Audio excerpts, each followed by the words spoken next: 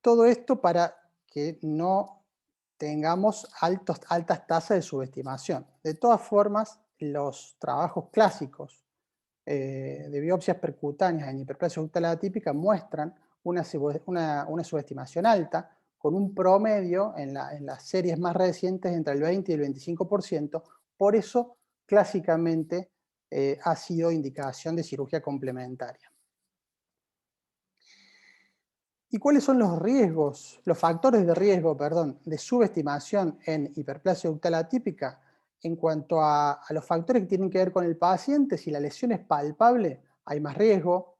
Si la lesión tiene mayor de 15 milímetros, se presentan no como microcalcificaciones, sino como un nódulo, como una imagen tipo masa. Si la biopsia es poco representativa, con aguja de 14 Gauge, y se obtienen pocas muestras, evidentemente va a haber más riesgo de subestimación. Si obtenemos una exéresis parcial mediante la biopsia por punción percutánea y vemos que todavía queda lesión residual en la mama, también es un factor de riesgo. Y cuando el anatomopatólogo nos dice que hay más de 2 focos de hiperplasia ductal atípica, también es un factor de riesgo. Y si sumamos varios de estos factores de riesgo, la tasa de subestimación puede llegar hasta un 65%. Entonces este es un ejemplo de un caso clínico de una paciente con unas microcalcificaciones categorizadas en BIRAD 4B. Se le realiza punción por aspiración con vacío con aguja de 11 Gauge, se obtienen buenas muestras y donde vemos las microcalcificaciones en los cilindros 3 y 4, y la anatomía patológica nos define que tenemos el diagnóstico de hiperplasia ductal atípica. Dijimos que eso se analiza y se discute en el comité multidisciplinario.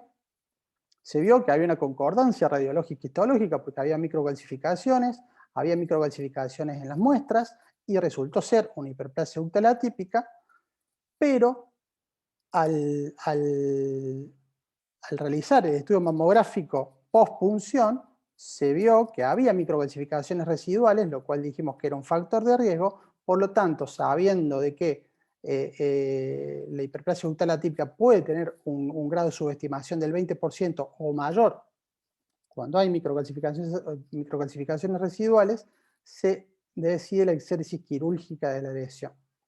Y finalmente, resultó ser que esta hiperplasia ductal atípica estaba acompañado de un carcinoma ductal in situ de bajo grado. Entonces este es un ejemplo típico de donde se hizo una excelente práctica diagnóstica y un excelente análisis de todos los elementos, se decidió una buena conducta y es un ejemplo típico de subestimación de la biopsia por punción percutánea, a pesar de que la biopsia fue por vacío. Entonces, muchos trabajos intentan definir qué subgrupo de pacientes o qué grupo de pacientes podrían evitar la cirugía. Este es un trabajo francés del Centro Léon Bérard, que primero comenzó con un trabajo retrospectivo, donde se estableció este normograma, donde se vio que si tenían lesiones de 6 milímetros o menos y estaban completamente resecadas, se recomendaba no operar porque el upgrade que teníamos en esos casos era de 2%. Ahora, si esa lesión medía entre 6 y 21 milímetros, pero tenía menos de 2 focos de hiperplasia ductal atípica, también podríamos abstenernos de operar porque el upgrade era bajo. Pero si esta misma lesión de entre 6 y 21 milímetros tenía más de 2 focos, o si el tamaño era de más de 21 milímetros, se recomendaba la cirugía porque el upgrade aumentaba significativamente a un 37%. Esta guía se utilizó para hacer un trabajo prospectivo, utilizando el mismo esquema, y se encontraron exactamente los mismos resultados. En este grupo, un upgrade alrededor del 2%, y en este otro un 37%, y se establecieron las guías de Kaplan que establecen un follow-up, o sea, control sin cirugía en las lesiones menores de 6 milímetros y exéresis completa de las microcalcificaciones, y en las lesiones entre 6 y 21 milímetros y menos de 2 focos de hiperplasia ductal atípica. El resto de las lesiones que no cumplían con estos criterios iban a biopsia quirúrgica. Otros estudios que establecen normogramas basados en la edad, en el estado menopáusico, en los antecedentes personales, en todos los factores de riesgo que vimos anteriormente, en las biopsias previas, en el tamaño de la hiperplasia, si es microcalcificaciones o es masa, y se estableció un normograma que clasificaba entre riesgo bajo, intermedio o alto para decidir si se operaba o no. Todos estos trabajos tienen como fin evitar la cirugía de manera segura en cierto grupo de pacientes con diagnóstico de hiperplasia ductal atípica. Entonces, ¿cuál sería el grupo de bajo riesgo de pacientes con hiperplasia ductal atípica que podríamos evitarle la cirugía? Pacientes con lesiones tipo microcalcificaciones menor a 15 milímetros, sin lesión nodular, que la exéresis sea completa mediante un sistema de aspiración por vacío, que no haya lesión residual, que haya menos de 2 focos de hiperplasia ductal atípica en el informe anatomopatológico y evidentemente, lo más importante, que haya concordancia radiológica y patológica. Esta revisión, este consenso de las lesiones B3 del año 2019 es muy interesante porque al panel, cuando votó si las lesiones de hiperplasia ductal atípica se deberían resecar, el 100% votó de que sí, que debería hacerse una biopsia de la lesión, una biopsia abierta, pero también lo que llama la atención es que como método de excisión también es aceptada la biopsia por vacío. Entonces ahí incorporamos este elemento de la biopsia por vacío no solo como diagnóstico, sino también, podemos decirlo así, como tratamiento. Y cuando votaron si estas lesiones diagnosticadas por método por vacío y completamente removidas, ¿qué hacíamos en el futuro? Y esto es muy interesante, casi la mitad de los expertos votaba que no se debía operar y la mitad que se debía operar y la otra mitad solamente control, wait and see. Y lo que decimos, se establece como un comodín la biopsia por vacío que no solo es un elemento diagnóstico, sino que en algunos casos podría ser un elemento terapéutico. Esta fue la votación, pero luego la recomendación final, que fue lo más contundente, es que en toda hiperplasia ductal atípica diagnosticada por COR debe ir a biopsia quirúrgica, y en las las hiperplasias ductal atípicas que fueron diagnosticadas por biopsia por vacío, también deben ir a biopsia quirúrgica, pero abren la puerta que un grupo muy especial podría evitar la cirugía y realizar solamente control.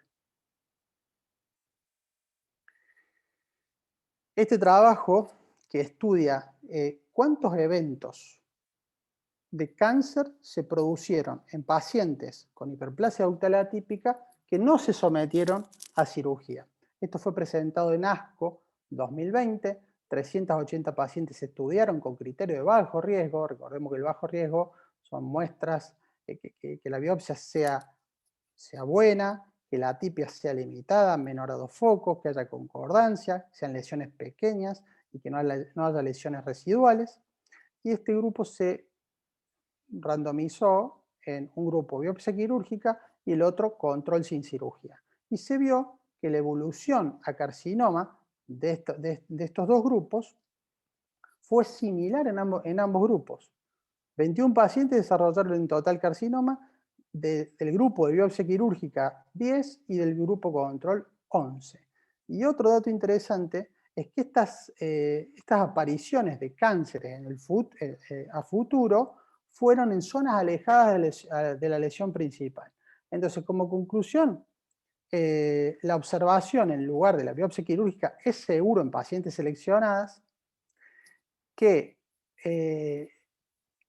la aparición futura del cáncer cuando apareció en estas pacientes, la mayoría de las veces no fue en la zona de la biopsia, sino que fue en un sitio alejado.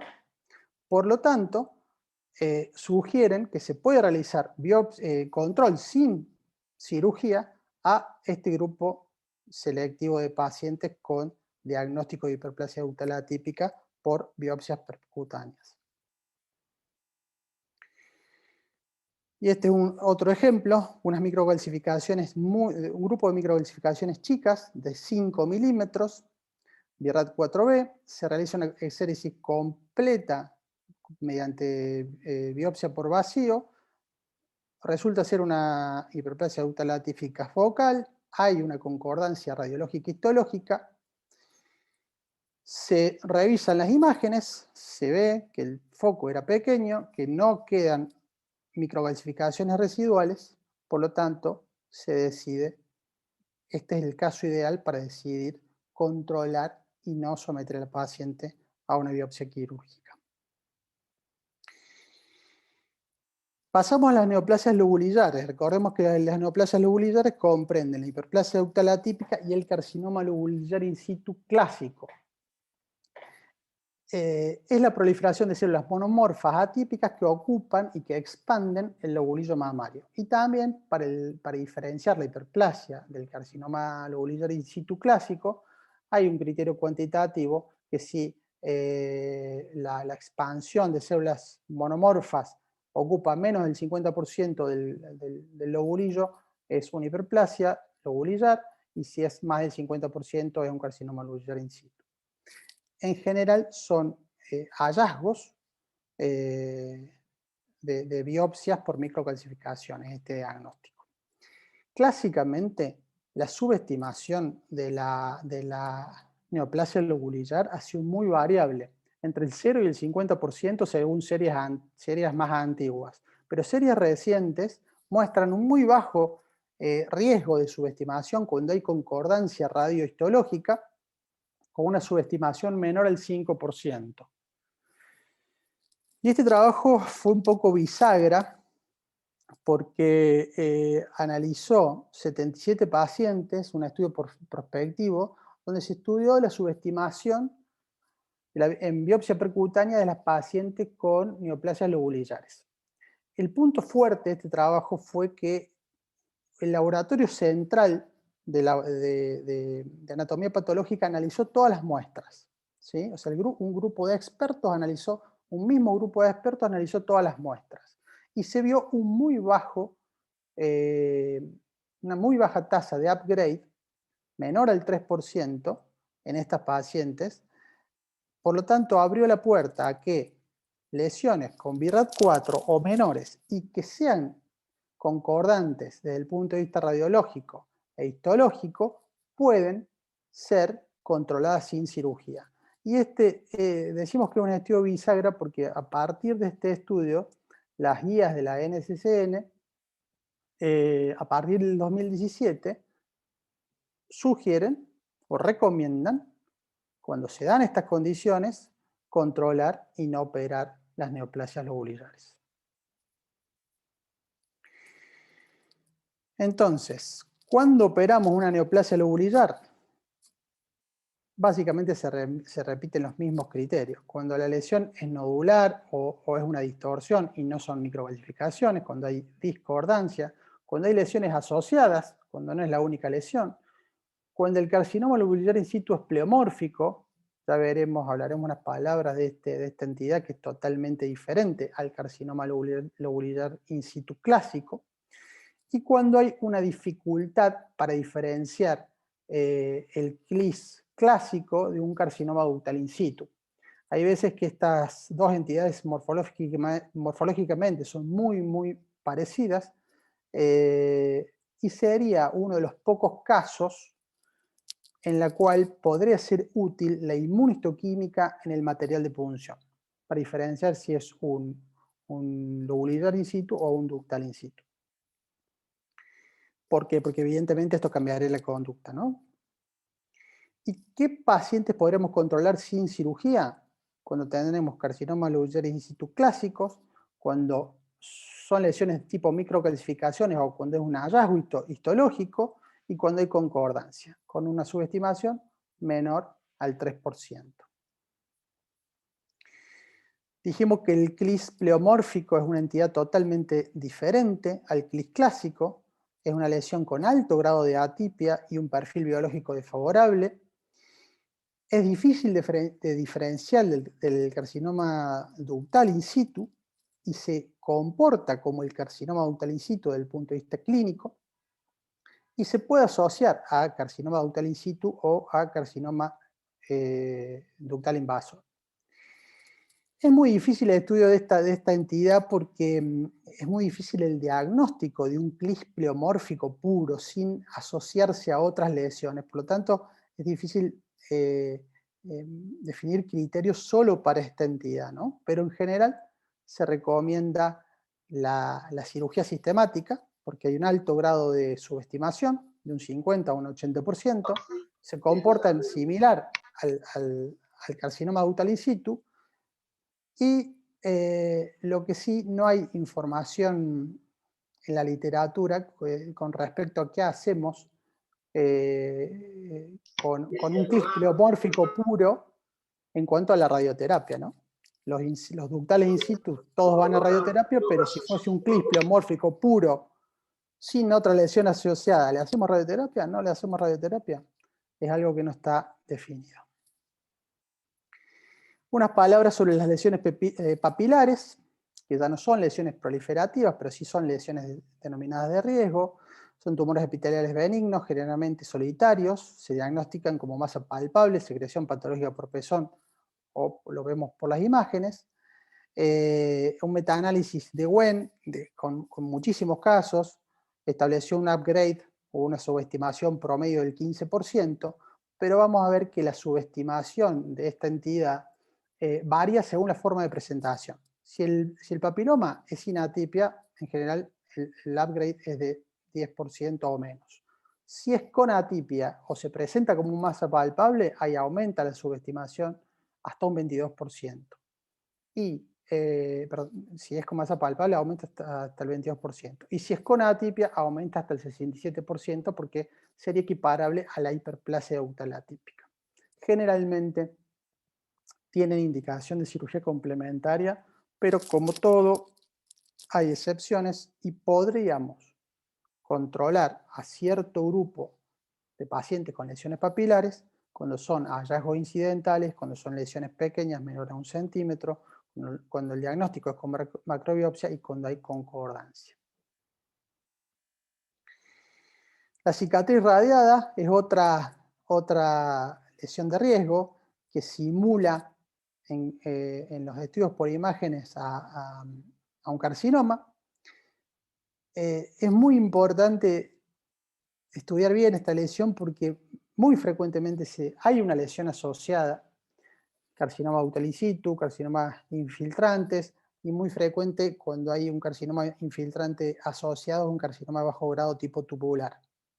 Pero es muy importante revisar bien estas lesiones porque muchas veces se asocian a otras lesiones peores. La subestimación promedio es de un 10%, puede acompañarse de atipia y clásicamente clásicamente se ha indicado cirugía en estas pacientes. ¿Y cuál sería el grupo que podríamos controlar y no hacer cirugía? Evidentemente, cuando hay una cicatriz radiada pura, sin atipia, lesiones menores de 1 centímetro, diagnóstico con macrobiopsia, concordancia, y acá sí adquiere protagonismo, lo cual no pasa en ninguna de las otras entidades que hemos desarrollado anteriormente, la resonancia magnética. Porque la resonancia magnética tiene un valor predictivo muy alto en cuanto para el diagnóstico diferencial de la cicatriz radiada. O sea, si la resonancia no la da como sospechosa, lo más probable que no sea una lesión maligna, sea solo una cicatriz radiada y refuerza nuestra decisión de no operar, refuerza nuestra decisión de no operar. Como para concluir la parte de qué pacientes operamos y de qué pacientes podrían no operarse, la indicación quirúrgica sistemática se da siempre que hay discordancia, en la mayoría de las hiperplasias ductales atípicas, en todos los CLIS pleomórficos, en todas las lesiones con atipias, en todas las lesiones papilares y cicatrices radiadas con atipias, y cuando no podemos realizar un correcto seguimiento de estas pacientes. Recordemos que estas pacientes tienen, desde el momento del diagnóstico de estas lesiones, un riesgo aumentado de cáncer de mama a futuro. ¿Y qué pacientes podríamos controlar y no operar? Siempre en un contexto de una unidad de mama multidisciplinaria, siempre con el consentimiento de la paciente y siempre que podamos seguirla.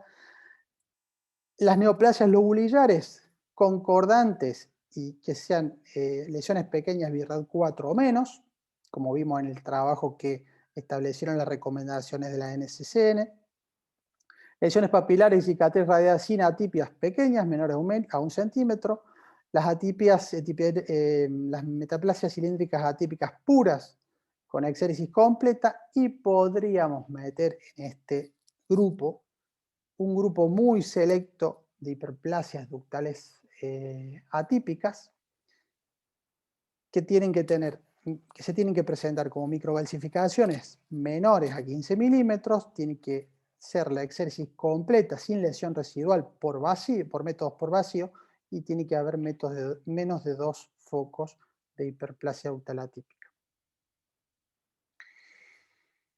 En este consenso de las lesiones B3 vemos que cuando comparaban las conductas de pacientes con diagnóstico de lesiones de riesgo en el periodo 2007 y 2015 versus el periodo 2016-2017, en todas las entidades disminuyó la biopsia quirúrgica, y en todas aumentó el control sin cirugía. Pero solamente fue significativo estas cifras en la metaplasia cilíndrica atípica, en la neoplasia lobulillar y en las lesiones papilares. En la hiperplasia ductal atípica y en la cicatriz radiada, si bien disminuyó la cantidad de biopsias quirúrgicas, no fue significativo el número. Pero esto es la recomendación final de este consenso, ¿no? Por lo tanto, la tendencia es a realizar menos cirugías, a personalizar y a realizar menos cirugías. Vamos a hablar qué pasa con los márgenes cuando tenemos estos diagnósticos. Si tenemos una hiperplasia ductal atípica, una hiperplasia lobulillar atípica o un CLIS clásico, en la biopsia quirúrgica no hay indicación de ampliar margen, porque el objetivo era descartar carcinoma, y un margen positivo de cualquiera de estas lesiones no aumenta el riesgo de recidiva local. En cambio, sí o sí tenemos que ampliar margen si tenemos un margen positivo con un CLIS pleomórfico, porque dijimos que se comporta como un carcinoma ductal in situ y un margen positivo está asociado a un alto riesgo de recidiva local. Y obviamente que hay situaciones especiales que la podemos dejar para la discusión final, de qué pasa si tenemos un margen con hiperplasia ductal atípica, pero no tenemos las microcalcificaciones que habíamos visto en la mamografía, en la pieza quirúrgica y en los CLIS extensos, ¿no? Que quizás es discutible cada caso. Y por último, vamos a ver las estrategias de disminución de riesgo cuando tenemos estos diagnósticos de lesiones proliferativas de la mama. Podemos hacer seguimiento, quimioprevención y mastectomía reductora de riesgo. Obviamente son las tres conductas que tomamos para pacientes que tienen carcinomas hereditarios, ¿no? Pero evidentemente hay que separar totalmente estas dos figuras, porque nada que ver una paciente que tiene una lesión proliferativa de la mama con una paciente que tiene un cáncer de mama o una historia de cáncer de mama hereditaria. ¿Y qué pacientes deberíamos establecer estrategias de disminución de riesgo? Pacientes que tengan un incremento del riesgo y que medido por el score de Gale y que sea este score mayor a 1.7%. En general, las hiperplasias ductales atípicas, las lobulillares atípicas, tienen un aumento moderado del riesgo por 4 y por 5 de desarrollar cáncer de mama futuro, y el carcinoma lobulillar in situ un aumento de un 8 y un por 10 de desarrollar cáncer de mama futuro. Y este aumento del riesgo se duplica si el paciente tiene antecedentes familiares de cáncer de mama. En cuanto al seguimiento, ¿cómo debemos seguir a estas pacientes? Con un examen mamario cada 6-12 meses y mamografía anual según las guías de las NCCN. La ecografía, la tomosíntesis y la resonancia magnética no demostró mayor efectividad que la mamografía sola en el seguimiento de estas pacientes. Hay un estudio que habla del rol de la resonancia magnética en el carcinoma lobulillar in situ. Se establecieron dos grupos, a uno se los controló con mamografía sola, otro con mamografía más resonancia, seguimiento de 58 meses, se desarrollaron 104 carcinomas en ambos grupos, pero sin diferencia entre el grupo que se le hizo resonancia y el que no.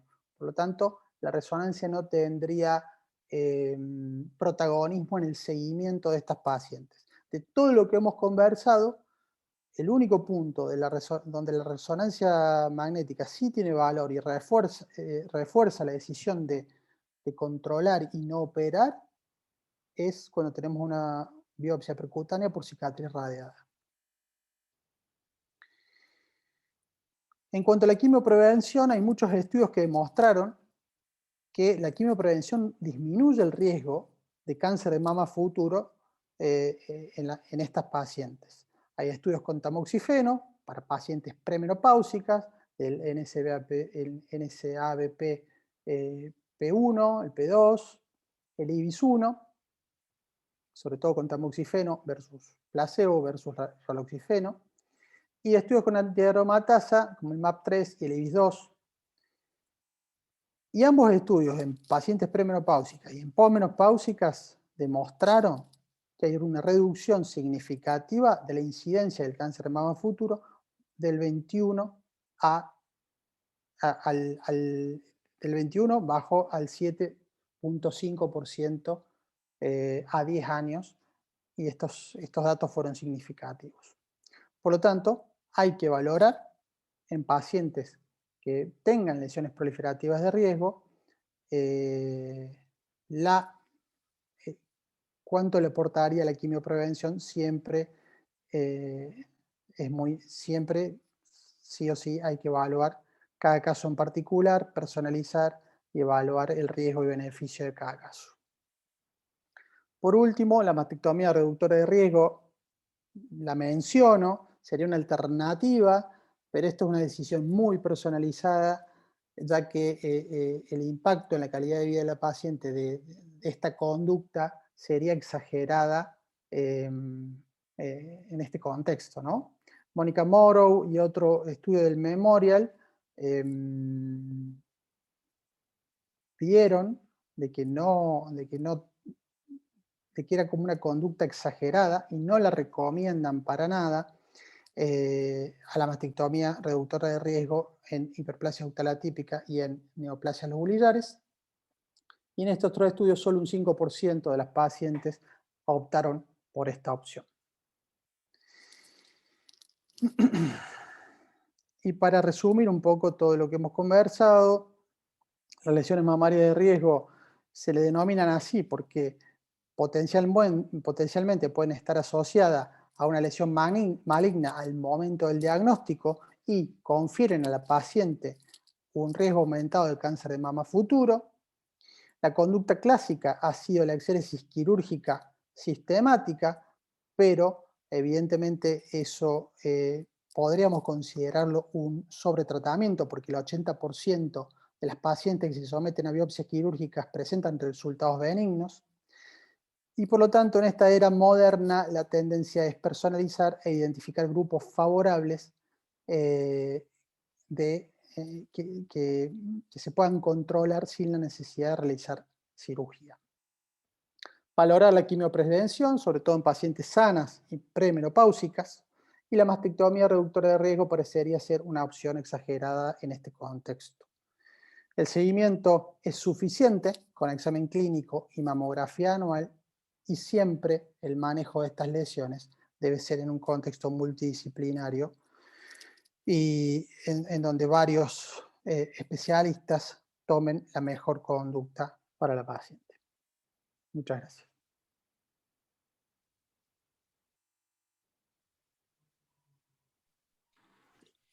Bueno, gracias Eduardo. La verdad que la charla fue completísima, excelente, sinceramente. No esperábamos menos. ¿Dejamos de compartir pantalla? Sí, dejo de compartir pantalla. Ahí estamos. Ahí nos vemos todos. Y creo que los asistentes van a verse en dificultad de hacer preguntas porque cerraste muchísimas preguntas que incluso nos figuramos en el contexto del manejo de estas situaciones. La verdad que siempre es desafiante trabajar, diagnosticar y recomendar a un paciente frente a este tipo de lesiones que no hablan de una patología, pero hablan de situaciones que llevan a. Y en ese sentido, el manejo de la información me parece lo más complejo. Por eso me parece que tu tono tranquilo y claro es una de las claves para cómo transmitir, porque creo que estamos todos convencidos de que la información que transmitiste da solución a múltiples situaciones clínicas. Para abrir el juego, y en esto también apelo a todos los compañeros que estamos acá presentes de la sociedad. Yo, Lisandra, quería hacer una pregunta, si se puede. Dale. ¿Cuándo, Eduardo, indicás quimioprevención y por cuánto tiempo? Bueno, la cuestión de la quimioprevención sería ideal que haya un oncólogo en la sala, porque la evidencia científica es clara de que hay un beneficio, sobre todo en pacientes premenopáusicas, porque son las que tienen más tiempo de vida, por lo tanto más tiempo para desarrollar ese potencial cáncer a futuro. Pero la práctica se aplica muy poco. Muy poco, por eso. Y tiene su lógica porque es difícil darle a una paciente sana y una paciente que tiene un riesgo aumentado, pero no es un riesgo tan aumentado como si fuese una paciente en un contexto de cáncer hereditario, de familia con cáncer hereditario, de darle tamoxifeno, sobre todo tamoxifeno, que tiene sus reacciones adversas. Efectos adversos, sobre todo en la premenopausia. Entonces, sería buenísimo si hay un oncólogo que nos pueda dar su opinión, pero yo te cuento una experiencia personal. Yo tengo una colega, una de mis mejores amigas, una mama muy densa, biopsia percutánea y carcinoma ductal in situ de bajo grado. Sacamos toda la lesión amplia. Es más, hicimos una cirugía oncoplástica porque tenía mama grande y le hicimos como un patrón de reducción, o sea, sacamos amplio. No se encontró carcinoma ductal in situ. Había alguna hiperplasia ductal atípica. Entonces tenemos un carcinoma ductal in situ bajo grado, diagnosticado en una biopsia core. Una biopsia, o sea, milimétrico.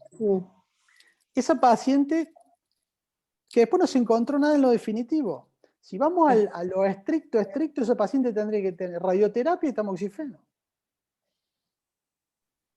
¿No? Sí.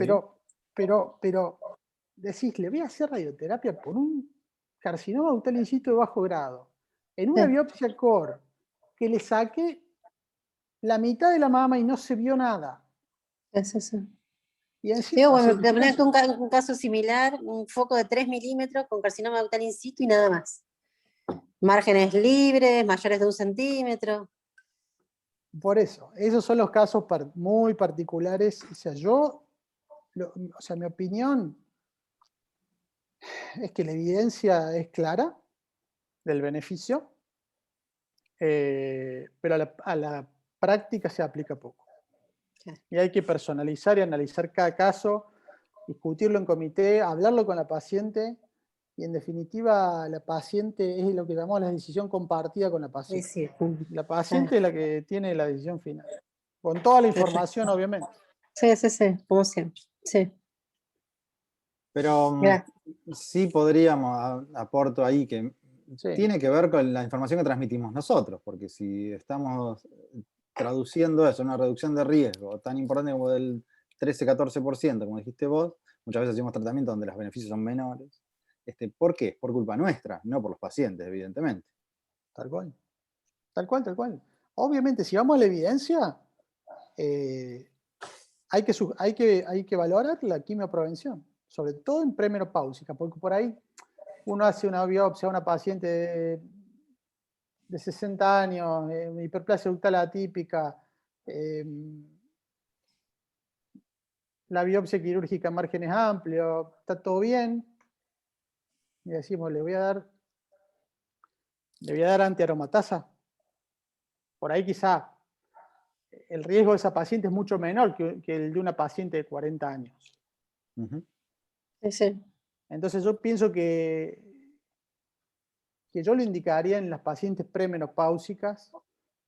En ese caso sí, lo consideraría fuertemente. Pero sí, un oncólogo estaría buenísimo, que no hay ningún oncólogo. No hace falta los oncólogos para esto. Lo único que agregaría es ecografía transvaginal al pedo.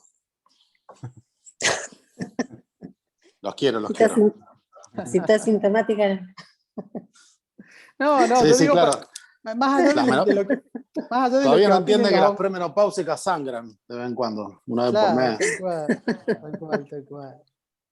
No, la cuestión de los oncólogos es para ver si realmente ellos tienen casos reales en los cuales han indicado la quimioprevención.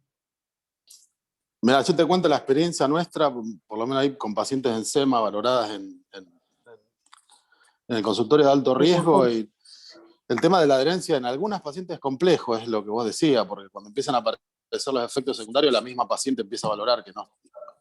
El tema también es como, creo que lo mencionó Lisandro, cómo uno transmite la información, o sea, que no estamos tratando un cáncer.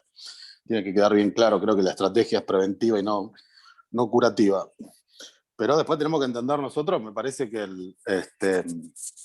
digamos, los datos son tan contundentes en términos de prevención, fundamentalmente con estas lesiones de alto riesgo, que vale la pena el esfuerzo de nuestro lado como para acompañar, digamos, y hacer entender de que algunos efectos secundarios a veces son transitorios, y que los resultados a largo plazo, ahora ya tenemos 20 años de seguimiento del IBES 1, es decir, tomar por 5, creo que alguien hizo la pregunta, de tomar por 5 años, que es un poco el estándar, tiene un efecto preventivo que dura por lo menos 20.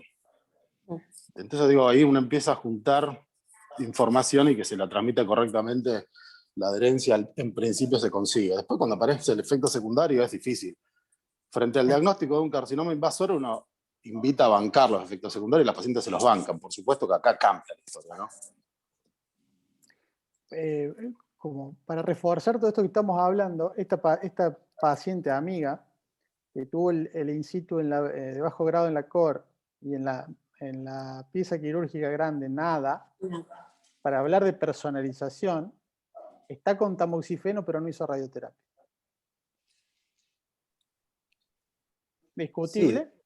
Está bien, me parece no. mejor. Me parece muy interesante la propuesta. Porque estás previniendo, o sea, la paciente va a tener un cáncer de mama, o sea, tiene mayor riesgo de tener un cáncer de mama, que lo estás previniendo, y la posibilidad de esa recaída loco-regional que podés llegar a prevenir con un carcinoma intraductal de 3 milímetros, no sé si era ese el tamaño, Es más, en el core menos de 3 milímetros, no sé, 2 milímetros. Es mínimo. Y lo que yo siempre digo que el arma de la radioterapia es una bala que tiene uno. Entonces, en todo caso, obviamente esa paciente puede tener un mínimo riesgo mayor de recaer si hubiera, que es por no haber hecho radioterapia, pero bueno, tener el arma como para poder utilizarlo en una segunda opinión, en una segunda vez. Además, hay que tener en cuenta lo que mencionamos de que morfológicamente es igual la hiperplasia ductal atípica del in situ de bajo grado. Por lo tanto, quizá otro patólogo no hubiera visto ese in situ de bajo grado y hubiera visto que era una hiperplasia ductal atípica, ¿no? Entonces, también teniendo en cuenta eso, no decidimos la radioterapia. Podría haber sido, bueno, una opinión de un patólogo que si la veía otro, decía que era una hiperplasia ductal atípica. Bueno, ¿no? Entonces, lo seguro fue la quimioprevención. Y la radioterapia nos pareció exagerado. Hablar de Silverstein ya casi es fuera de moda, porque los trabajos de in situ en bajo grado y radioterapia que mejoran la tasa de invasores ha hecho que nos hemos condicionado todos finalmente a hacer radioterapia en todos los casos. Pero él claramente demostraba que no aumentaba la mortalidad, que sí había más eventos, pero que esos eventos eran más in situ, no más invasores. Esta cosa de la verdad es que la mitad de las recaídas en los in situ son infiltrantes, se da solo en el contexto de la paciente irradiada. En la no irradiada no son muy poquitos, y en valores absolutos probablemente sean equivalentes. Y ahí está un poco la llave. Pero bueno, son cuestiones que también son culturales en el trabajo. Lo mismo me digo del uso de la quimioprevención. Me parece que todos estamos acostumbrados a tratar enfermedades, pero no estamos acostumbrados a manejar el riesgo. Por eso la intervención de Gonzalo es necesaria, en el sentido de que, bueno, tenemos que cambiar el chip, porque evidentemente dentro de poco vamos a estar todos con nuestro genoma en un carnet, y a partir de ahí se van a plantear intervenciones, ¿no? Exacto. Vos dejaste abierto dos preguntas dentro de esta charla extensa y muy cerrada en relación a la posibilidad de hacer preguntas, que eran: ¿qué hacemos frente a una hiperplasia ductal atípica en un margen? Era una de las cuestiones. Sí, y otra, ¿qué hacemos en los CLIS extensos? ¿Deberíamos manejarlos distintos? Sí, a ver, hay una entidad de CLIS que es el florido o extenso. Y en esos casos los patólogos sugieren sí ampliar margen. Algunos patólogos sugieren sí ampliar margen.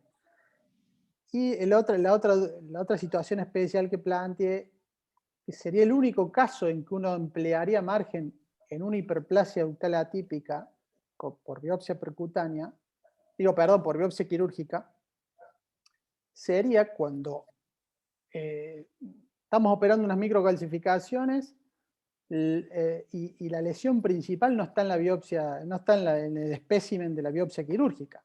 Y vemos en el margen hiperplasia ductal atípica. Se puede pasar que estemos viendo la periferia de la lesión. En esos casos, porque en general nunca hay que ampliar márgenes.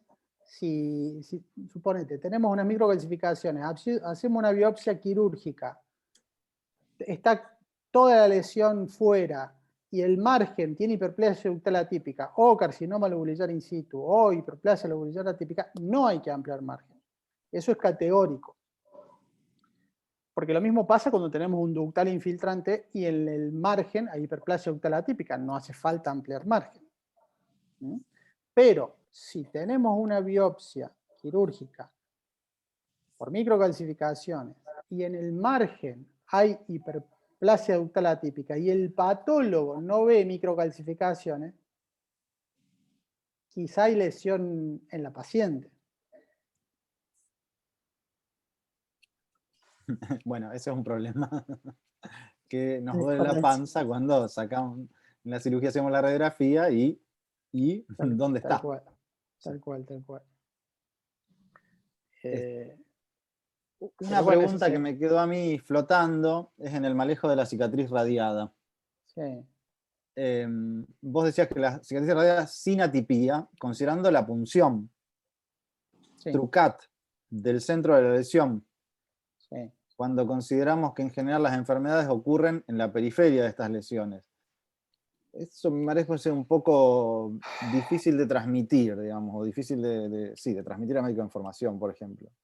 A ver, La- la cicatriz radiada... Entiendo que la utilidad de la resonancia ha resuelto mucho de eso, ¿no? Porque es evidente. Incluso la tomosíntesis para evaluar en mamas densas. La cicatriz radiada siempre fue el cuco porque vos lo veis y parece un cáncer. Lo veas las imágenes y parece un cáncer.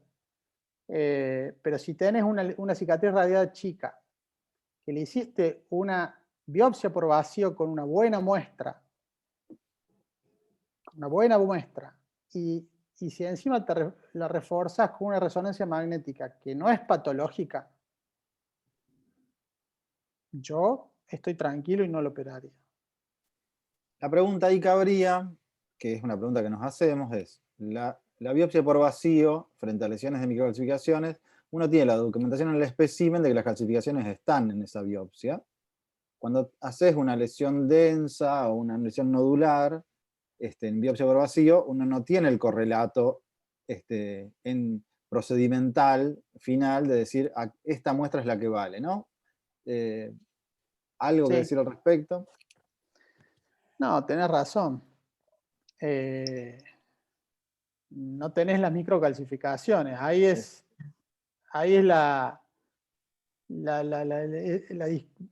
la conversación básicamente entre el radiólogo y el patólogo, de que el radiólogo esté seguro de que dio en el blanco, y después con la relectura de las imágenes pre y post biopsia. Hoy una biopsia por vacío te toma una muestra súper representativa. Obviamente, depende del tamaño de la cicatriz radiada. Si es una cicatriz radiada de 3 centímetros, no. Pero si es una cicatriz radiada de 1 centímetro, chica, que le hiciste una biopsia por vacío, que casi la sacaste toda, ves la relectura post-biopsia y ya no tenés lesión o prácticamente hay poca, y si encima lo querés reforzar con una resonancia, creo que tenés bastantes elementos para no operar. Bastantes elementos. Para controlar. Podemos Apelo aprovechar, a perdón, los Lisandro, oncólogos. podemos Richard, dale. aprovechar que creo que está Sandra, que es Sí. Justo iba a decir eso. patóloga, a ver qué opina justamente de esta discusión de Buenísimo. cicatriz radiada, a ver si está... No, acá estoy, Richard. Justo le iba a decir a Eduardo que lo felicitaba porque parecía un patólogo hablando en vez de un mastólogo, ¿no? Yo estaba muy contenta. Y el tema de la cicatriz radiada es que es muy difícil en una biopsia por punción saber que está completa, por más que después no parezca que no queda lesión radiológica. Por eso a mí me hace un poco de ruido esto de que solo con la biopsia uno lo pueda solucionar, pero sí puede haber casos, lo mismo que las lesiones papilares. Nosotros como patólogos decimos que solo podemos decir control en una lesión papilar que está completa, y para que una lesión papilar esté completa en una punción tenemos que tener un papiloma mínimo, porque por más buena que sea la biopsia nunca va a superar los 4 milímetros de diámetro. Entonces, por eso en general la mayoría de las lesiones papilares después van a cirugía. Y con la cicatriz radiada, bueno, tal vez un poco más de condescendencia, pero con bastantes recaudos igual.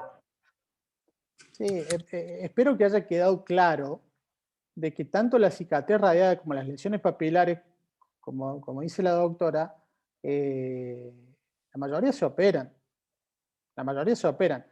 Pasa que la idea de la charla también era, bueno, a ver, en el futuro, ¿qué pasa de acá al futuro? Lo mismo que con la quimioprevención. Está la evidencia, pero no se aplica. Entonces, hay grupos selectos de pacientes con lesiones papilares o con cicatriz radiada que podrían no operarse. Eso quiero que quede claro. O sea, la mayoría se opera. La mayoría las operamos. Y las vamos a seguir operando.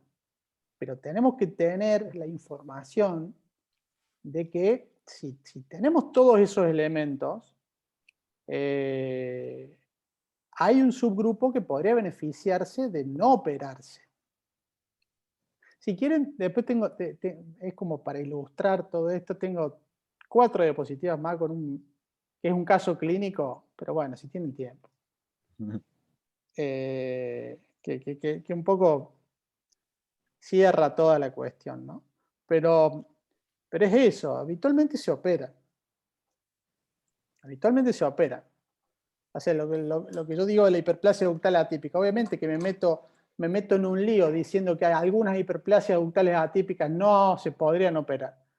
Pero es la realidad, hay un subgrupo que tenemos un grado de subestimación muy bajo y que podríamos no operar. ¿Sí? Podríamos preguntarle a Sandra. Perdón Sí. que interrumpa. Dale. Quizás ese grupo, Eduardo, sería el adecuado para la quimioprevención. Ese grupo de hiperplasia de bajo grado que no operás y que uno controlaría sea la que quizá uno con más énfasis debería insistir en la quimioprevención. Sí, sí, tal cual. Pero en la quimioprevención deben ir todas. Claro, ahí está. La quimioprevención en todas. Todas. Cuando hay diagnóstico, ya hay que hacer quimioprevención, porque justamente puede ser en otro lado de la mama. Yo les mostré un trabajo que se presentó de ASCO 2020, que la mayoría de los cánceres se dieron en lugares alejados al sitio de la biopsia. Sí, sí, es un marcador de riesgo. Claro, es un factor de riesgo de cáncer a futuro, pero no es un factor de riesgo de recidiva local. Sí, o de lesión en el lugar. Claro. Es la paciente la que está predispuesta. Claro, Exacto. es la paciente en cualquier lado de la mama y en cualquier mama. Sí, podríamos hacer algunas salvedades, que no todos los pacientes son iguales, porque evidentemente una microcalcificación, una mama densa, una mujer joven, con riesgos familiares intermedios o moderados, no es lo mismo que la mujer de 70 con una mama radiolúcida. Claro, por eso. Todo ese contexto clínico y todos esos factores de riesgo que se mencionaron hay que tenerlo en cuenta. Obviamente, que si hay antecedentes familiares de primer grado, bueno, un punto a considerar. La posibilidad de seguimiento, bueno, todo lo que hablamos, el tipo de lesión. Sí. Yo quería apelar a Sandra, ya que la tenemos por ahí, en el sentido si es reproducible el hecho de que uno pueda dejar afuera protocolarmente de cirugía pacientes con estos datos que proporciona el estudio que mencionaba Eduardo, lesión de microcalcificaciones menores a 15 milímetros, sin nódulo, con menos de 2 focos de hiperplasia ductal atípica, y con una concordancia clínico-radiológica. ¿Qué fragilidades desde la patología uno podría plantear? No sé si está Sandra escuchando. Me parece que salió Sandra. Bueno, entonces no me va a responder. Doctor, ¿puedo hacer una pregunta? Alfonso, adelante. Doctor Eduardo, buenas noches. Hola, ¿cómo le va, doctor? Felicitaciones, muy buena su charla, muy sintética. Una pregunta. Muchas gracias. Ya que hablamos de que la quimioprevención es a todas, y los efectos secundarios que a veces pueden producir y que a veces son molestos, ¿hay algún trabajo sobre menor dosis de tamoxifeno? Creo que los italianos habían hecho unos con 5 miligramos, que fue creo que presentado en San Antonio del 19. 18. Yo la verdad que no conozco, pero sé de oncólogos que como que no se animan a dar toda la quimioprevención, bueno, te doy la mitad. Pero no conozco un trabajo. Doy 10 miligramos. 10 miligramos. Pero la verdad que no conozco, doctor, un trabajo que hable de menor dosis para quimioprevención. Lo que te escuchamos es que esto lo manejas con un oncólogo. Si Gonzalo se va a enfurecer de nuevo, pobrecito. No, a ver, lo maneja, porque es la multidisciplina de la unidad de mama. Entonces, sí, hoy los oncólogos manejan todo lo que no sea cirugía, pero obviamente que lo discutimos entre todos, ¿no? Uh-huh. Me parece valorable el hecho de la evaluación en la multidisciplina del oncólogo para evaluar desde su formación clínica factores de riesgo que después están en relación a las medicaciones que hacemos, que quizás nosotros podamos llegar a pasar por alto. Pero me parece que es una cosa que tenemos que manejar nosotros, digamos. Incluso los oncólogos tienen poca información, leen menos al respecto. Sí, puede ser. Es el contexto. Edu, Sí. una pregunta. ¿Experiencia con raloxifeno para este tipo de lesiones o es siempre tamoxifeno? Y el estudio comparativo con tamoxifeno versus raloxifeno fue mejor tamoxifeno. Tamoxifeno, sí, el raloxifeno demostró ser inferior. Sí. Bien. Ahora, lo que no sé, el estudio comparativo ese, mejor tamoxifeno. Ahora, si es raloxifeno versus nada, no sé. No, Bueno, me parece que había a lo mejor algún subtipo de paciente que podría llegar a preferir el Sí. raloxifeno. O sea, el raloxifeno tiene menores efectos adversos que el tamoxifeno. Por eso lo planteaba. Pero no sé si hay un estudio que haya randomizado raloxifeno versus placebo como para decir que el raloxifeno sirvió. No lo sé. Bueno, me parece que dimos vuelta por muchos lados interesantes y bien clínicos y prácticos. Agradecemos a Eduardo la participación y les propongo cerrar, excepto que haya alguna última pregunta incandescente. Es verdad que era un muy buen orador y agradecemos que estés acá, Edu. Muchas gracias a ustedes, muchas gracias. Podamos seguir dialogando como sociedades y personalmente cuando nos podamos cruzar, por favor. Va a pasar. Así que les dejo un saludo a todos y los esperamos en las próximas reuniones científicas, ahora va a ser el mes que viene. Bueno, muchísimas gracias. Gracias, hasta luego. Buenas noches a todos. Chao, chao. Abrazo, Edu, querido. Chao, Edu. Muy bueno, clarísimo. Te felicito, amigo. Abrazo, Espero Edu. verte pronto. Muchas gracias. Abrazo. Ojalá. Buenas noches. Chao, Edu. Abrazo, amigo. Chao, amigo. Chao.